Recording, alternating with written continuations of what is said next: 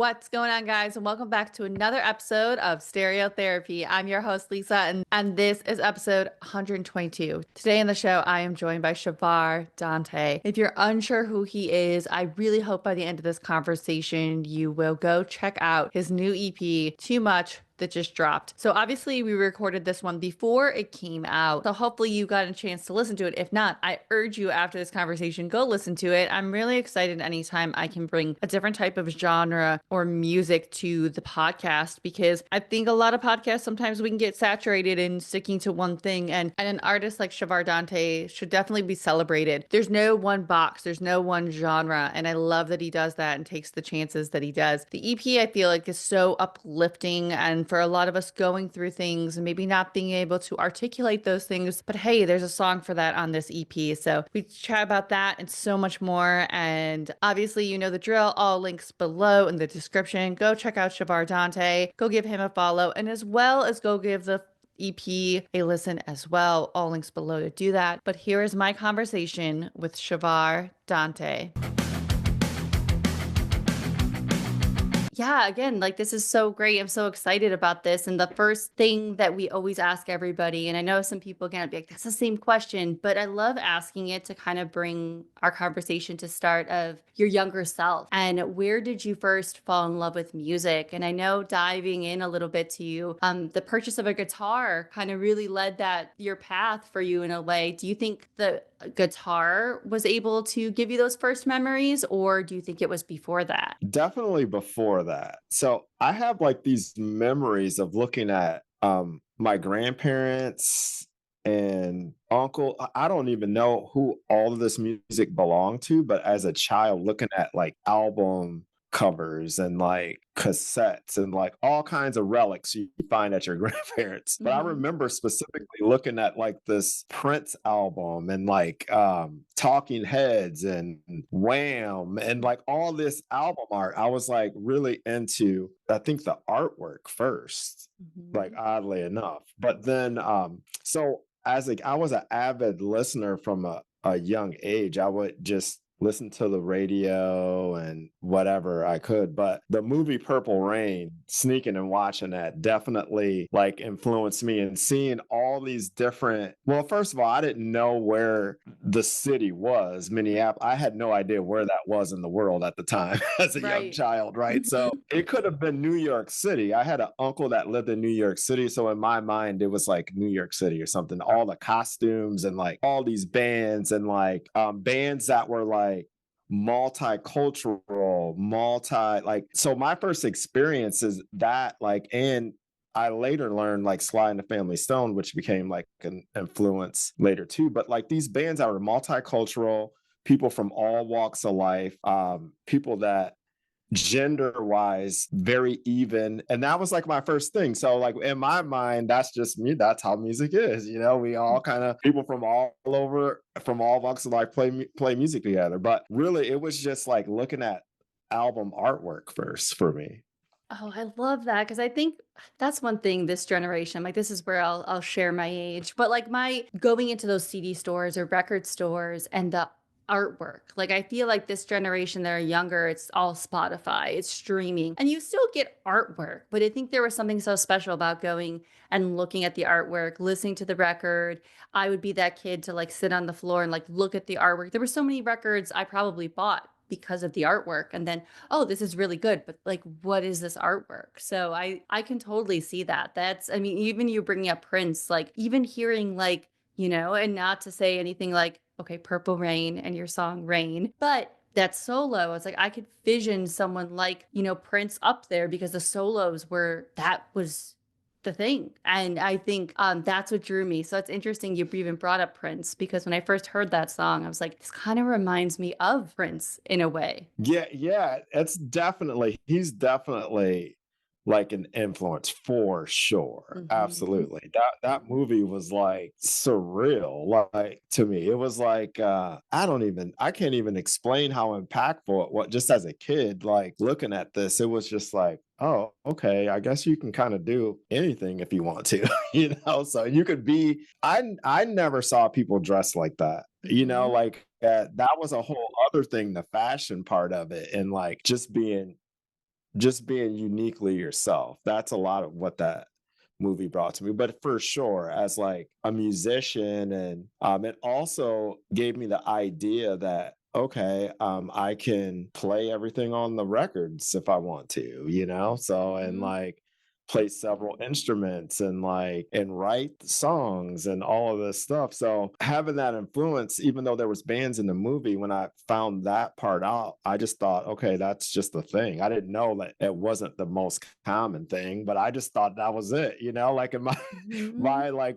lack of experience, I'm like, oh, okay, yeah, you just do this and do that. And Yeah. I how like what an inspiration like again like what we see on TV or in a movie or just the artist performance and what that can bring to you to be like I always want to think like what are the younger kids now like who is going to be their Prince or who is going to be there even like Michael Jackson or any of those big performers like you could even throw Madonna in there like when I was younger in the 80s it was like oh my gosh my parents are listening to this and I'm like, who is that going to be? Was that going to be like Lady Gaga or like I don't know, Chappell Roan, something like that? Like, who is that going to be that's going to inspire someone watching, like with how they dress or perform? I think it's really cool to have that connection. yeah, for sure. And you know, Madonna is like originally from close to where I was originally born up in Michigan. So it's kind of an Oh interesting yeah.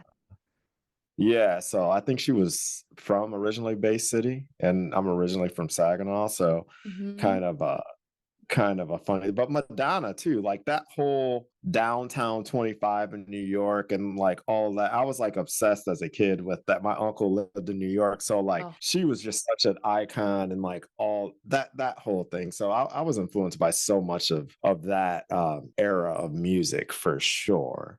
oh, and even talking like your Midwest upbringing, me as well. I'm originally from Illinois, now New Jersey. I know the Midwest can be so special, but then I also know that moving far away from the Midwest or experiencing some place like LA where you're currently at now, like being in LA, what was that transition? Because I know for me, it was like eye opening of like the Midwest is special. I love it. But I'm like, oh, at least out here, people are so fast paced and just go getters. And I kind of had to really adjust to that. How were you able to adjust being in LA after the Midwest upbringing? So I go back and forth now. I'm Hmm. actually in my this is my Toledo studio, but I work out of LA quite a bit. I split time. So and I was there all of the time in LA for quite a while. But it was a I think the biggest thing for me is that it wasn't weird for everyone just to be pursuing Hmm. their passion. It would just wasn't a thing. It's like everyone was kind of doing their thing and it was and another thing, this is kind of funny, but compared to the Midwest too, like for clothing, for you know, I could go in and get men's sizes and go to several stores in LA, thrift shops, and find killer clothing for nothing. And it's like impossible in the Midwest too. Hmm. It's Oh my like totally gosh. impossible. But I like, you know, what's funny is like this EP, I'm really dealing with a lot of the sentiments Hmm. of that on the song Rain in particular, you know, like I'm kind of dealing with that and talking about that subject matter from the perspective of two different people. And but yeah, I just feel like for me in LA, my experience has been and is that anything is possible and people know it and people live it. So it's not like it's just not a foreign concept, you know, it's just like, okay, that's what, yeah, of course you're trying to do. Why wouldn't you be trying to do it? As opposed to get a real job, kid. you know, Yeah. what are you gonna do with that? you know? That like when I've been to LA a couple times, and each time I'm like, I don't know if I could live here. I don't even know what I would do out here. But I know I would be so inspired because again, like you said, like whenever I said, oh, I want to like be able to interview musicians or do something like that. And now we're in this world where everyone has a podcast, you have a computer, you have a program, you can do it. But it was always like, but what do you really want to do? Because I wanted to go to school for music business management. That was my thing. I'm gonna go to art school. I'm gonna go do this. And everyone's like, but what are you really gonna do? And that path Yeah, didn't work. That yeah, path didn't work out for me. But at the same time, I was like, what do you mean what I really want to do? I want to really do this and work in the music world. That's what I want to do. And I think if I was somewhere more like LA or even New York, they might be like, oh, okay, no worries. Like, we get it. We're here. Like, there's the common ground there. Where in the Midwest, they're all like, yeah, okay, what are you gonna do? Like, no disrespect to anyone in the Midwest. I love where I'm from forever, but just different, such a difference. Yeah, for sure. And we definitely love our Midwestern friends, but it's like I forget who I was explaining this to, but it's like, okay, in the Midwest, you might not even know that there's a whole industry in entertainment. You wouldn't even know what those jobs were. You know what I Hmm. mean? So Yeah. in LA, you could have a full-time job doing lighting. You could have a full-time job. Some of my friends are playback engineers for big tours and like stuff like that. And that wouldn't even be really accessible. And so because you're not around it. So we don't even know. And for like, I always think there's a line in Rain where I say like they rather see him lose than to see him win, and some of them think it's for his benefit, is meaning sometimes they don't mean it maliciously. They just think that they don't want you to go down that path because they don't think there's anything there. Whereas Hmm. when being in a city like this, it's like, okay, there's people that are like quote unquote blue collar that are making a living doing lighting, doing sound, doing recording on set, doing all these amazing jobs that are available in the industry that we just don't have in the Midwest, and that's okay. And there may not be automotive industry Hmm. out there out there either, Hmm. So Oh, it's like the same thing. yeah. But yeah, but it's been really cool. And another cool thing about LA that I dig, and I have to credit a lot of my friends I've been working with for a long time because I really do truly believe in just forging like real relationships. Like I work with a lot of the same people that I have. My friend that does all the final mixes, Dylan, we've been working together since I started really. When he was living in the Midwest for a time, he's from Colorado originally, but him and my buddy Steve, new buddy, I met him through Dylan, who does the final mixes. But like just in the studio, Dylan's friend, we're buddies now, but Elias Malin, he's a drummer, session drummer, and live for Noah Cyrus and Kesha and Filter and like all these bands. Like, but he was just there. He actually played because we had like drums in on Rain, but Dylan sent it to him, and I wanted to get someone to just play real drums on it. And it was just like that. Okay, you want to come play on it? And it was just like, it's just easy to do that kind of stuff. So really, really good. He has a really good spirit too, and that's important. Just good vibes. So it was just like just made for really good vibes for the song. And like it just feels like it's a lot easier to get people that are all the way committed to the craft to be involved in projects. And it's not just, hey, yeah, of course people need to make money in that, but it's not just about that. People want to be a part of projects that are interesting. So Oh, I love that. I love hearing that too. And that because it is, I guess, on that aspect, it has to be, and it's who you surround yourself with. It always sounds like anyone that comes on here, whether it's a certain producer or just someone that they have that trust with, it always seems to go better, whether it's an EP or whatever they're creating. I've had so many guests say that where they're like, that's the only person I'll work with ever because of our rapport and it just fits. And it's like a friend or an extended member. It's not just like, okay, and again, yeah, people have to make money. It's not like you're hired to do this. Let me go in and do this. There's nothing. So I love to hear that you've had that experience with someone where you have that connection, because I think it just makes for I don't make music, but I think it just makes for a better experience for everybody that you have that connection, and it's you just, again, like you said, like they want to be there. They want to be a part of it versus, okay, this is your next job. This is what you want to do. So I love hearing that. That's so great. yeah, for sure. And it's like that's really what I try. I strive to just surround myself with people like that if Yeah, when and if possible, because no one has to do anything, but right. like, and our time is definitely precious. So I just want to do things I enjoy. And of course, as a full-time musician, yeah, there's like living is a necessity. Yeah, but Oh. but but at the end of the day, like it's about how the music like touches other people to me. It's Mhm. not, I just try to be as selfless with it as possible, because I don't even though I went to music school, I know all that part of it, and I could like mathematically do things and put together notes and words and chords that can make sense, but I've always felt like it's more of a channeling something in the spiritual realm and then it flows through. So I just never feel like I have legal ownership, yes, but Mhm. not ownership over something. And once it's out, it's not mine anymore anyway. So it's just it belongs to the world. So I'm just channeling something and giving it to the world. That's it, you know? So and Oh, I just want to do my best in that effort, to make it live, give it a chance, so oh, I love that. And that's kind of, with our podcast, it's music and mental health and how music is that therapeutic outlet. So,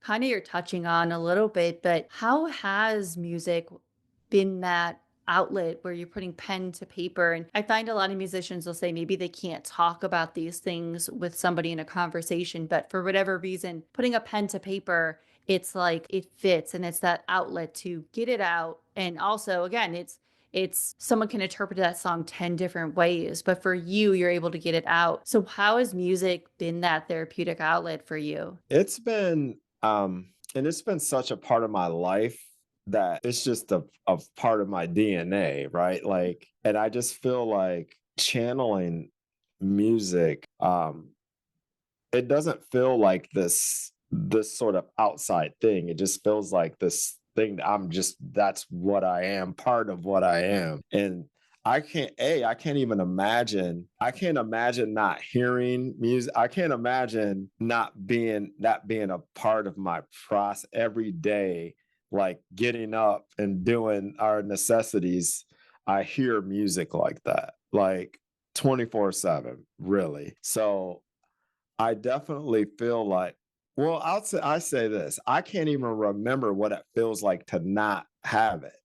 Mhm. So that's kind of like tough for me because I know it gets me. The question is because I can't see a world without it because it's so ingrained into like what and who I am. It's just a part of my DNA. So it definitely mitigates a lot of frustration. I let everything that I have like flow through me musically. So it might be an idea, being frustrated or being Mhm. happy or being whatever could just lead to a piece of something. So as far as my mental health, I think it's like a huge part of my equilibrium, my Mhm. balance for sure. And I and can. and what's funny. So as a kid, like I always liked sad songs. Like I've always been a sucker for a sad song. And I felt like I could connect to something like some of these very sad songs about complicated subject matter. And I clearly didn't know what it meant. Mhm. Like some of these like love songs and all different genres I've always been drawn to, even as like a young kid. And it's kind of like interesting. Like Yeah. like the emotion of it. And like I feel like it was a coping mechanism for me, like growing up through times of having a bit of a rough childhood, like music was definitely a great escape for me from like some of the harsh realities that I dealt with as a child too, for sure. Oh, yeah, and I mean, thank you for sharing that because I'm sure, like, it's always not easy to share some stuff like that and be open and vulnerable in that, but I think that's just how music I'm with you, like, there was some music, I listen to it now and I'm like, "Okay, but this is what it meant?"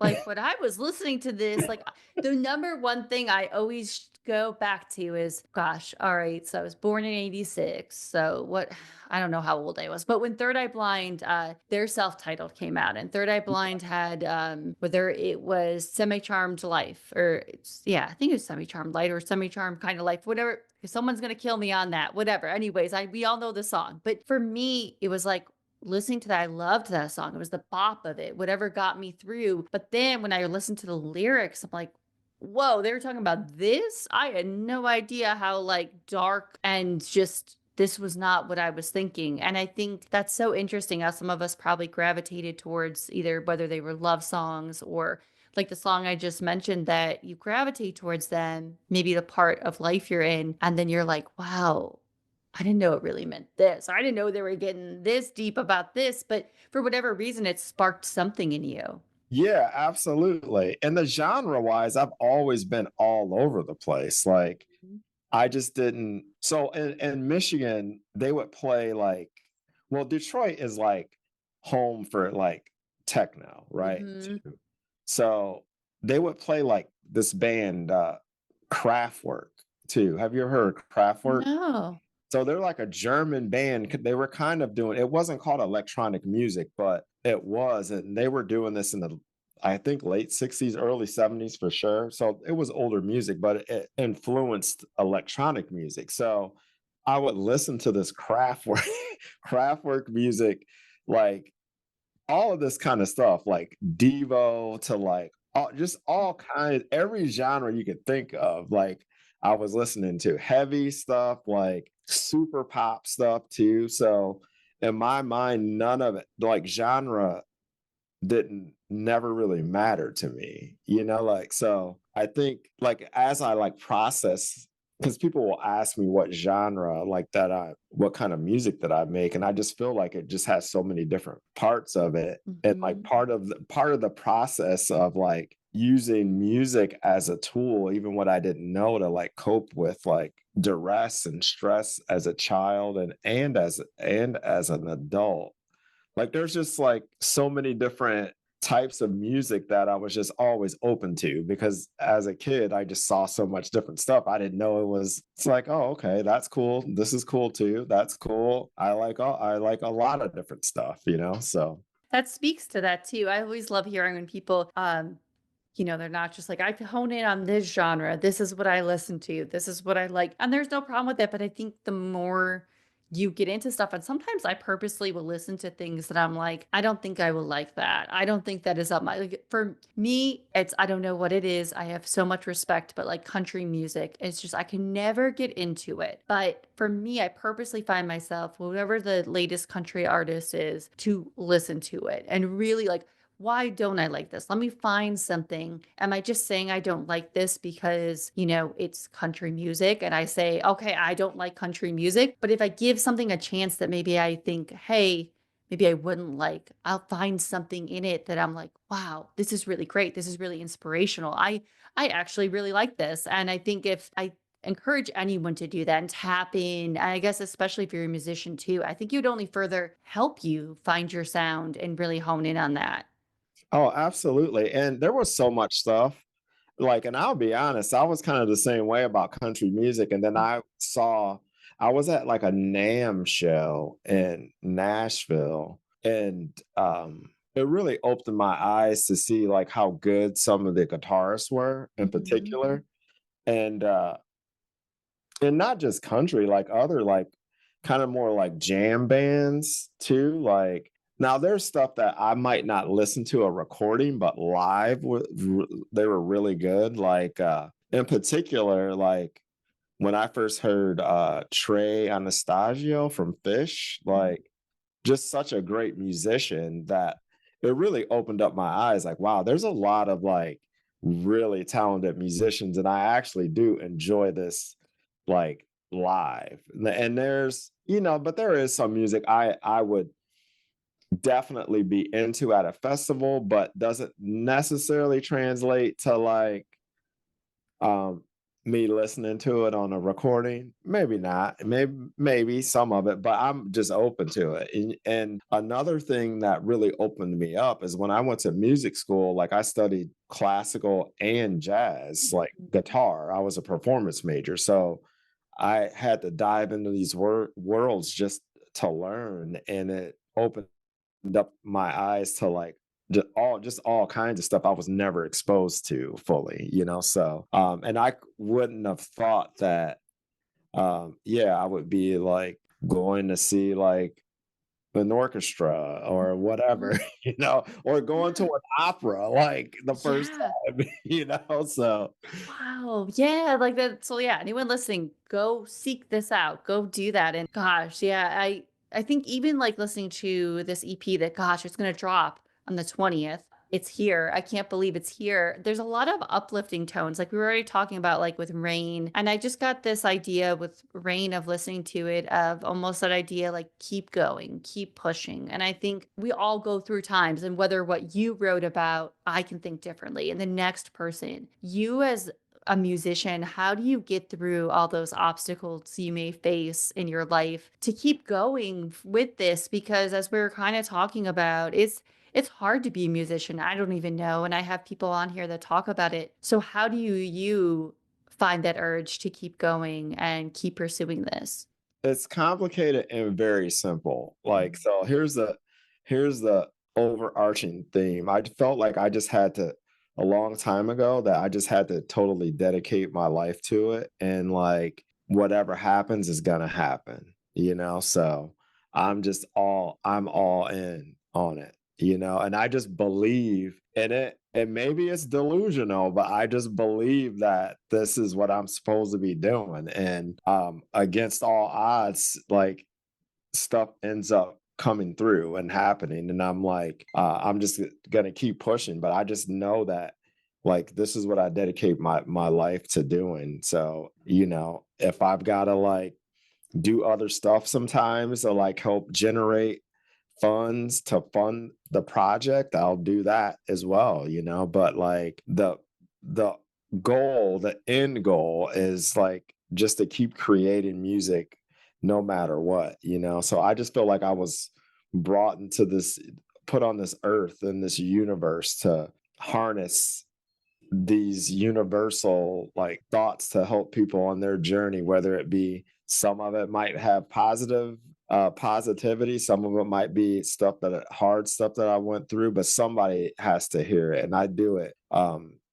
I feel like part of the motivation is too is seeing how some of these things help people. And I get email. I just played this residency and was getting some emails from people, and I never post that kind of stuff because I think Mhm. it's even in this social media world. I just choose not to do that because I feel like it's like clout goblinish, like Sure. Sure. to No, I feel you. I have that same struggle at times. yeah. But like when it's like a personal thing, but that like helps me, like that gives me more fuel too when I don't, when it's like, man, like this is like, it costs me like, it really costs me everything to pursue this, you know, like it really does. There's no if, ands, or buts about it. But like it also, I can't afford not to, you know, that's just who I am. And I just like, you know, so, but like, that's the simple answer if it that simple. But I just don't see I could do other things that were easier for just to make money, you know. Mhm. So, and there's always that too, you know. There's always that, but I feel like my mission in life and a big part of it is to be a positive impact on other people, and like to show people as well that like music is like a viable career path, that there's like the, and it is important no matter how much people want to devalue it. It is important. It's in everything. It's in every commercial, every ad, Mhm. you know. It's like there's power in being a songwriter, you know, in particular, you know, like there's, because there we have several parts of the industry, right? Like, and for me, this is nothing about anybody that any musician that does anything, DJs and everybody. Like, I love do your thing. Like, Mhm. my path is to create, is to write songs too. So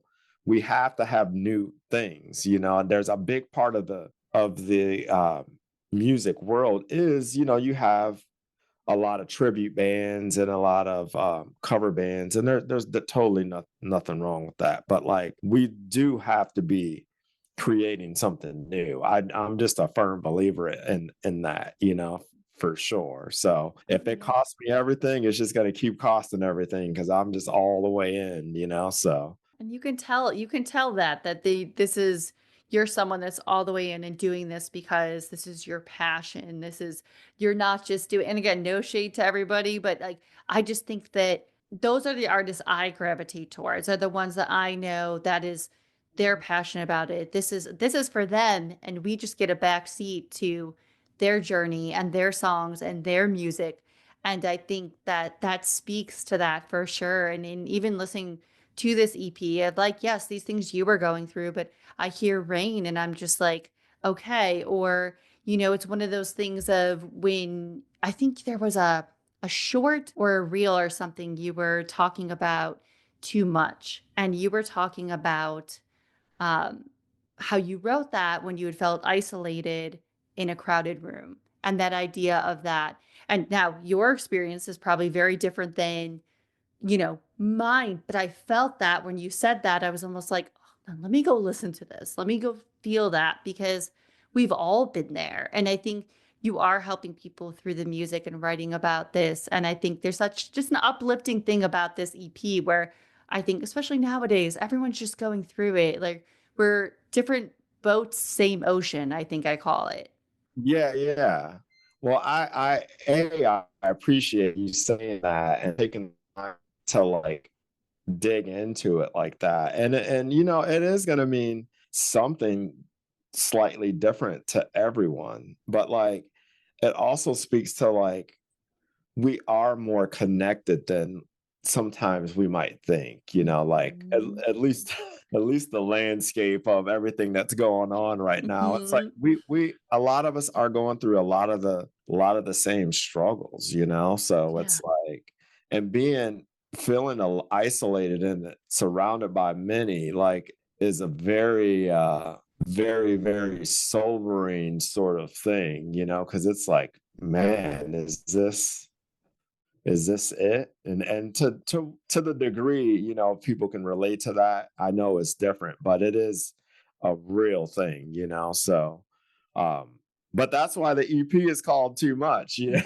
it's Mhm. like, yeah, and it's kind of funny. A friend of mine, he's an author, my friend Nathan, and he's got some really interesting and great books out, but he sent me a synopsis of something he was working on right around the same time that I was writing that song, and some of the stuff. It was just kind of an interesting thing how, because I always think about how historically how art, music, all like would have like similar act. The romantic period was in art and music and like literature and philosophy. All these things were somehow like interconnected, like without internet, without like all of these things. And it's like this global like thing, like how, but so that was an interesting thing how we were both kind of like writing about similar veins at the same time without even talking about it,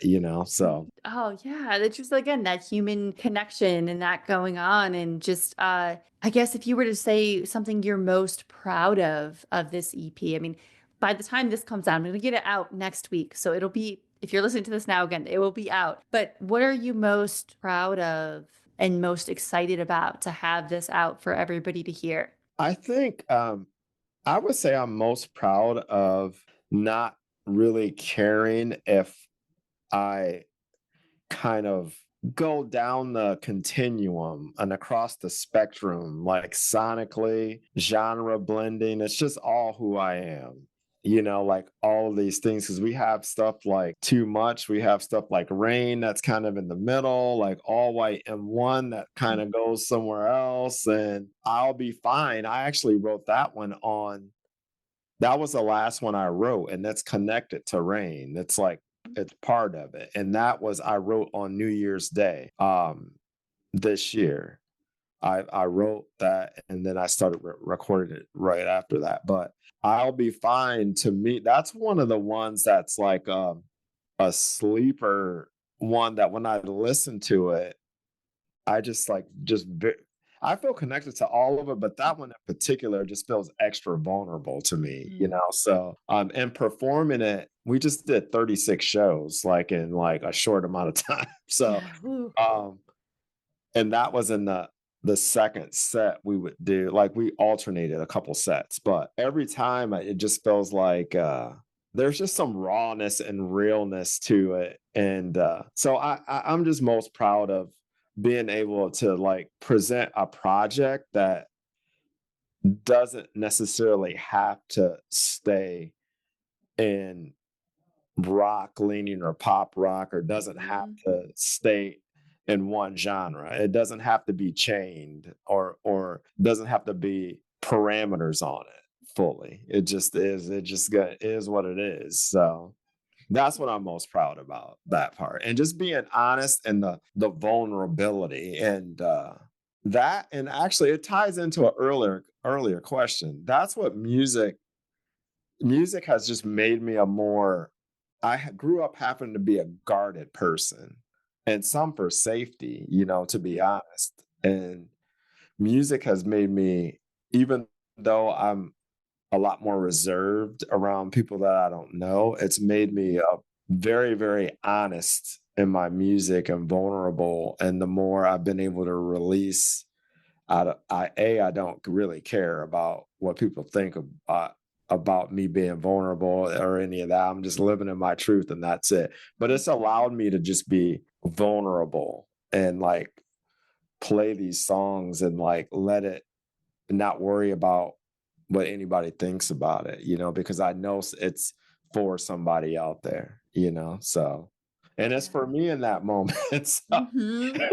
Yeah, like for you in that moment, but then like, yeah, what a powerful thing to then have somebody else be like, wow, I had this moment too. And maybe again, they're experiencing something different, but I know for a fact there's going to be someone out there that is going to be like, this is it. Like, this is speaking to me. Cause it spoke to me when I first listened to it, where I was like, oh, again, that's why I said, oh, this is great because you're right. There is no, like, I wouldn't even know what to call this if I was showing this to people. Like, oh, this is pop, this is rock, this is this. It's just what it is. It's special and that. And I love music like that, that you don't, it's not just in this little box. And I think that's okay when artists are, but I love when you can almost wonder, like, hey, what did they tap into listening to this? Like, what is this? What is that? And almost having that discovery. So I hope anyone listening to it feels that same way, because I immediately was like, this is very, very different. And it's nice to hear that in a TikTok world where everything sounds like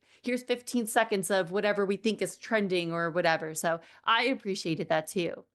Well, thank you. And I specifically remember someone asking me in an interview, like what genre, and like, Mhm. which is fine. And I'm not like knocking this person at all, Yeah. but their thing was like, well, you should figure that out, or else you're not gonna be. And it's like, no, like, and that's okay. You can think that. But my thing Hmm. is, I'm not meant to be defined by one thing. That's just not who I am. So for Right. me, I just have to be, and you know what it speaks to, like, and this is one of the things that I always want creatives to feel free. And I'm not the end all be all on this subject matter, but I just want people to be free to be their authentic selves, and that's all I'm trying to do. I'm just being me, so that's it. There's, even if I wanted to be someone else, it would never be that anyway. I could try to note for note do whatever, it still wouldn't be that. So Right. I'm like, I made a decision a long time ago that I'm gonna put all of my energy in being the best version of myself, and not trying to emulate someone else, because it's not gonna be that anyway. It's gonna be a Right, exactly. The minute you try, yeah, you have to be you. And I think that's almost, I don't know, the almost form of like rebellion these days is like being you and being yourself and no matter what. So I think, and isn't that something? We just want to be ourselves, but like it is almost like you're just rebelling against, whether it's any industry or the world, just by simply being yourself and putting your authentic self. And I think listeners and like even people that maybe have never heard of you will hear that. They can hear that honesty in this versus like, and again, that's not to knock anyone, but I think it's cool you're not like lumped in a genre, because then you get stuck into always making music in that genre, in my opinion. So it's like, it's great to be in all different corners of music. And just from me as a perspective, again, I'm not a musician. Someone could be listening to this like she doesn't know what she's talking about.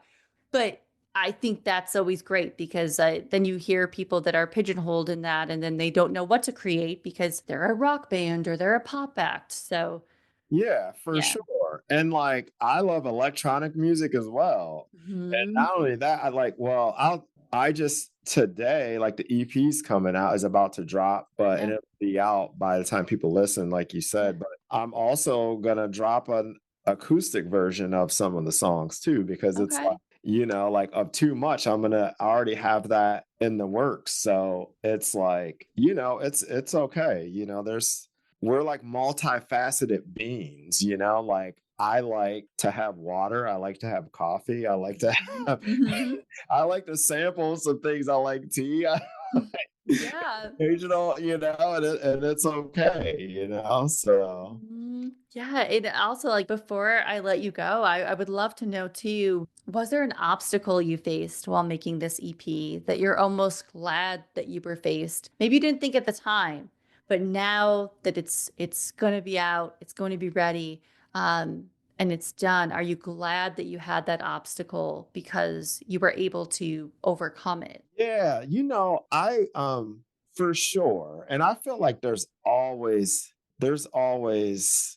to do things on the level that I want to do them Hmm.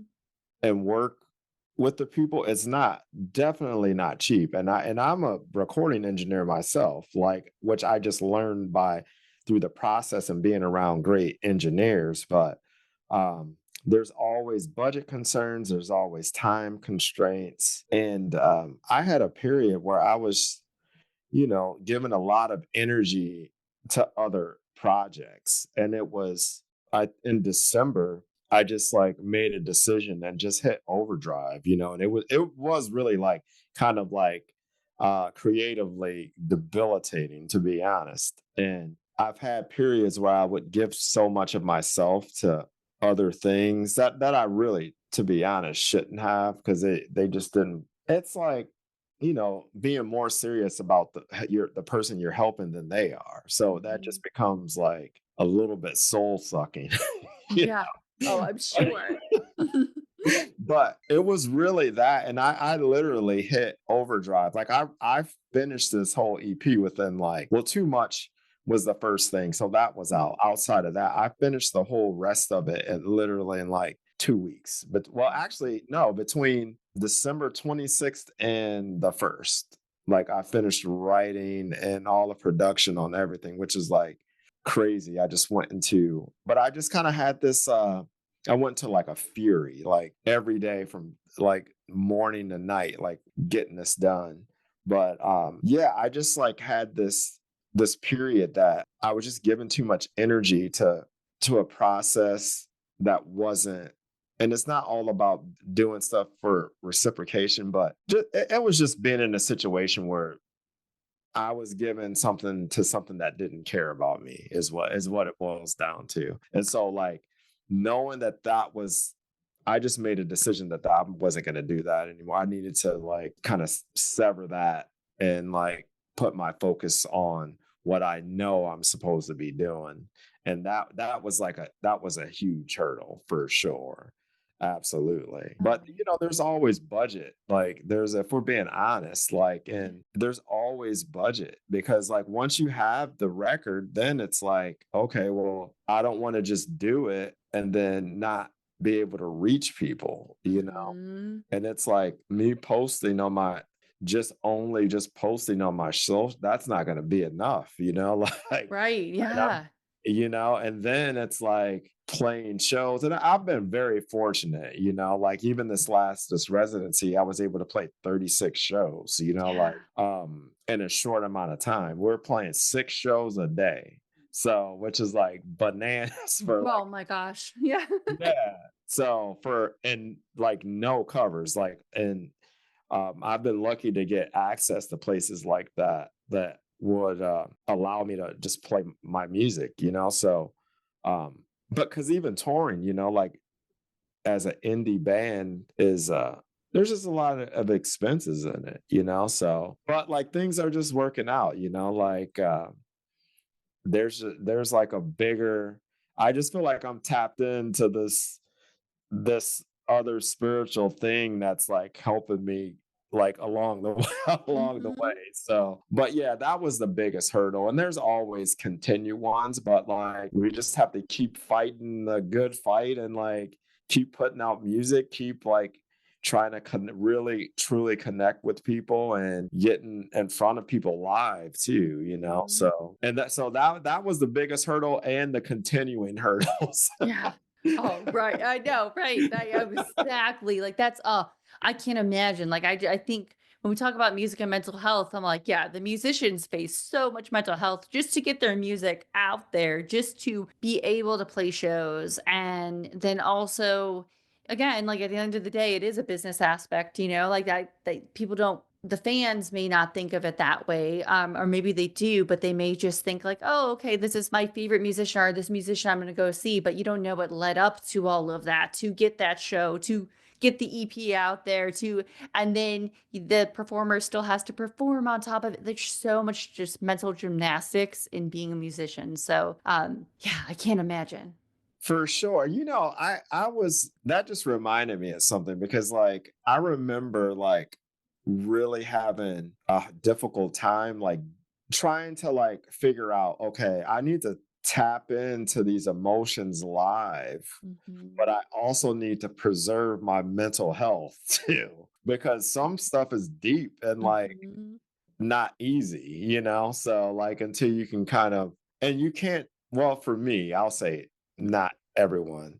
You still have to have a piece of it, but disassociate enough to like not mentally harm yourself with bringing up like hurtful memories. Like, you know what I mean? It's like an Yeah. interesting dynamic too. But to what you were saying before that, at the end of the day, with all of the things that are difficult, all of the challenges, it's I still know how special it is to be able to go into the space and like be able to harness a thought and music and have an idea and have it become this tangible thing that can just float through the universe. And I know that's a special thing too, just to have because I don't even know how I would function, to be honest, without it, I don't know like what that would look like for me. I can't even imagine a world where I couldn't do that. So as much of the difficulties, like I always have something to help with the mental stress of it. Because the very thing that could be causing it is also the cure. Hmm. Isn't that something, right? Isn't that something that, Right. yeah, a lot of the times that the very thing that causes it is probably the cure. And a Yeah. lot of things. And it's just the like more of the business side of it. And like, Mhm. I was fortunate enough to grow up around entrepreneurs too. So I was able to see people kind of start their own business. So like before I was even playing music, I was like kind of aware of that. So from the start for me, it was like, okay, how can I make my own CDs before I can get duplication? Right. I was like, okay, I'm gonna have to buy a multiple CD burner if I have to. I'm gonna figure out how to do. I Mhm. was like stenciling merch, Oh, like yeah, so I I would like love that. stencil merch and like make it out of like tape and like do all of these things and do these one-off like hoodies and shirts and like all kinds of stuff. So it's like, there's always a way. So and I Mhm. kind of live by this motto: when there's a problem, there's an opportunity for some kind of solution. And as indie artists, we just have to like think too, like how can this is a legitimate career path. So how do Mhm. we think about it like that? How do we like think like an entrepreneur and do the thing that we love and make it sustainable, especially if you're going to dedicate your life to it. Now we got to figure out something. So, Oh, 100. Oh, yeah. Oh, that's yeah. And what a thing to say because yeah, I think that's the so many probably struggle with that so much of like, okay, this is my passion, but somehow I've got to figure out how I can do this. But right now, like just everything involved is just is that even possible? How can I do that? And I think someone else hearing that you go through that and it's a real thing is almost like probably going to put anyone that listens to this that also it wants to pursue music or is trying to be like, yeah, there's someone else. Someone gets it. Like they get it, they know it, they live it. And yeah, I really appreciate everything you've said today in regards to your mental health and your music. And I'm really excited to get this out there and hopefully push more people your way. And again, I thank you for just one, taking the time today. And also, just this is just such an uplifting EP to have out right now. And I think there's just so much chaos going on. So I also appreciate that so much. Well, thank you, and I appreciate you having me on, and I appreciate everything you've said in our conversation, and like our Midwest connection too. Come on. Yes, I got one. I haven't had someone like in the Midwest connection in a while. And it's like, listen, I may be in Jersey, but I am through and through that Midwest, like just my roots. I love being from there and I will shout from the rooftops about it. As much as I wanted to leave so bad when I was there, and now I'm like, I need to go back. Yeah, for sure. And I've just played a show in Brooklyn, not too a couple months back at this place called Umbra in Brooklyn. So I get out to the East Coast too. So I'm gonna have to try to get back out there this fall. So on a little Oh, bit tour. would love to. Yeah, I'll keep an eye too. That way, maybe, I'm like, I don't always venture to New York because right now the tolls, everything is insane, but I love going to the city. I love the city. So if there's a reason for me to go, I will be there. I will go. I will definitely let you know and keep you posted. Again, I Yes. appreciate you all. Like this is a pleasure. So Oh God. Oh, I'm so glad. I knew this one too. Like today on my calendar when James had set it up and I had the time today and I was like, yes. I was like, all right, I'm gonna be done with work early. I can hop on here, do this. And I just knew it would be great. So I again, yeah, this just put me in the mood for the evening where I'm like, all right, I can do maybe, go for that pitch or whatever I want to do, like have that confidence of, you got to just keep going, even the tough moments and whatever you're doing. So I appreciate this. yeah, my pleasure. And I love the podcast too. Like I was going through and listening to episodes and everything. So it's really, really cool. And again, I just want to say I appreciate even more because I just respect the fact that you care about who you bring on too. So that's really cool. Oh yeah. Oh, thank you. I do. I'm like when I feel like, when I'm sitting down getting to know, I'm like, how do I get to know this person in whatever time I have? Enough that you can get to know through like going through interviews and stuff like that, but like get to know them and then hopefully have a conversation that like maybe someone that doesn't know them, we want to get to know them. So how do we do that? So like that's my favorite part of it is like getting the connection once you've sat down and you think you know them and then you're like, wow, there's so much more to this and that. So that's what I appreciate too.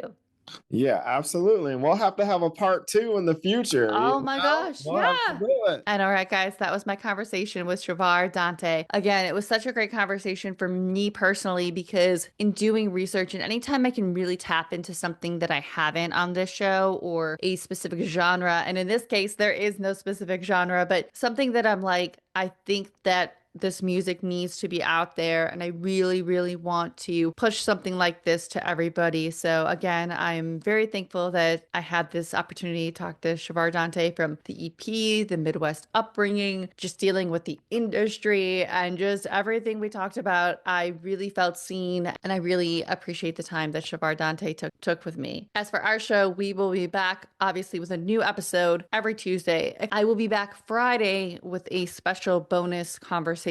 And then next week will be pushed back a day to Wednesday. I'm sure you guys all see this over Instagram, but I just like to say that. But obviously, if you are liking the show even just a little bit, remember to subscribe and follow us. It helps out all independent podcasts, especially one like ours. It means so much if you've already done that. We appreciate you, as well as a positive rating and review. Let us know what we are doing right and all of that. And we will see you guys next time. All right. Bye, guys.